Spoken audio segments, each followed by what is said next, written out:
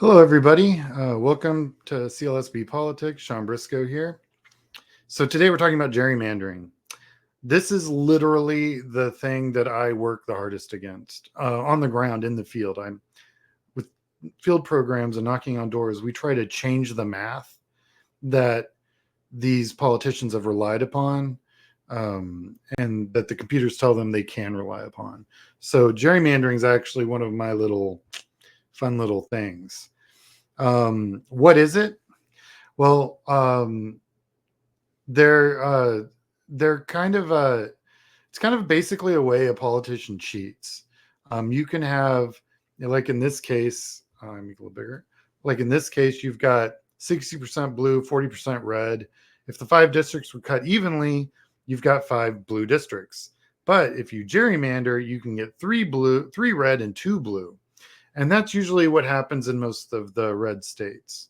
So some of this is really probably going to piss some people off, but there are some basic and because the fact they probably have been gerrymandered and therefore their rights have been abused.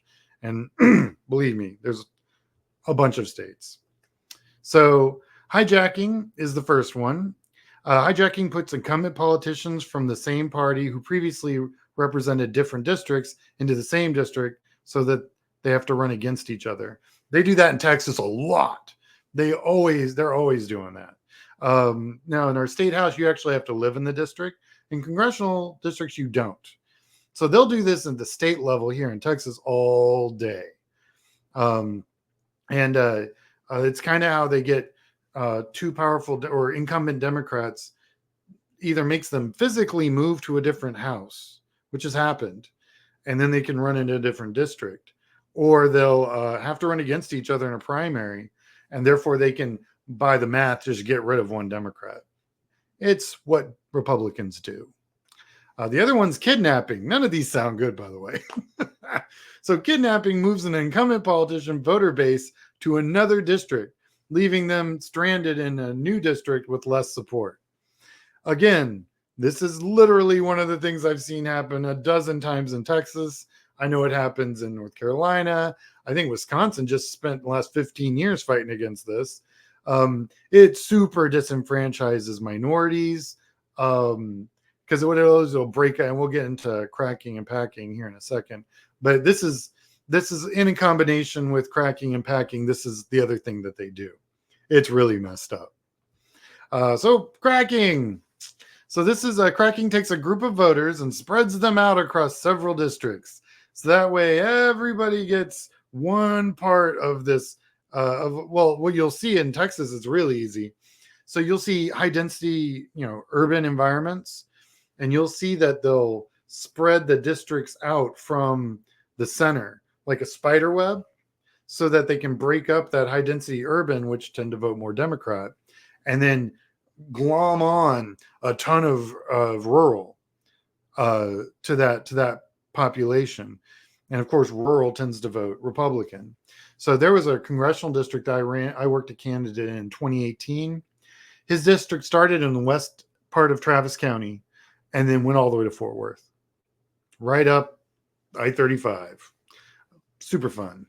But yeah, they do this. They love grabbing a urban center and breaking it in as many pieces as possible. So the other thing they do is packing. Packing crams as many of one type of voter into as another thing they call is ghettoizing the vote. And they do that, by demographic, by race, by economic level. You pick it. Literally, I've never seen them not want to pack a Democratic voting universe so hard as they do with this process. And actually, this is the second stage. You start with cracking, but eventually, because of population numbers in rural Texas dropping as much as they have, you end up having to pack because you can't crack anymore. So packing is actually what occurred last redistricting cycle in 2021. They had to end up packing a bunch of districts because they couldn't crack anymore because there just aren't any voters out in West Texas. So it's kind of interesting. Okay, now let's talk about impact. So nationally extreme partisan bias in congressional maps gave Republicans a net 16 to 17 seat advantage for at least the past decade in Michigan, North Carolina, Pennsylvania alone, just those three. In Texas, you could probably throw another 5 or 6 on there, no problem. The 3 states with the worst gerrymandering in the last redistricting cycle account for 7 to 10 extra Republican seats, and that's Texas. Hey, that's us. We have the worst Republicans. This is from the Brennan Center, and they're pretty straight shooters. Absolutely. What can be done? Well, that's the Freedom to Vote Act. That it passed the House and then kind of sat in the Senate, and because of 2 of our Democratic senators who went independent, yeah, we didn't get this, which super sucks, because they wouldn't get rid of the filibuster just so we could have freaking equal voting districts. I mean, it's just, this is one of the things that we're going to do once Kamala's in office on January 20th, 2025. Man, if by mid-February we haven't done this, if we have the Senate and the House, we're not doing it right. Because this sets up 2026 so that we can do all the court battles, redraw all the lines, go through all the rigmarole, have districts with enough time to run in, at least have it done by March of 2026 so we can get Super Tuesday out of the way. And there is some math out there that the Democrats would pick up 30 seats in the House. 30 seats. Isn't that crazy? I mean, right now, what's the margin? A couple seats? Yeah. So what's great about, so also one of the things this does is that it reduces the amount of partisanship, the extremism. If you've got a district that's 50-50, well, you gotta be reasonable. That's why we have so many unreasonable people in Congress. That's why it's a big old house full of crazies. It sounds half the time, because they don't have to be sane. They have they will get through their primary no problem.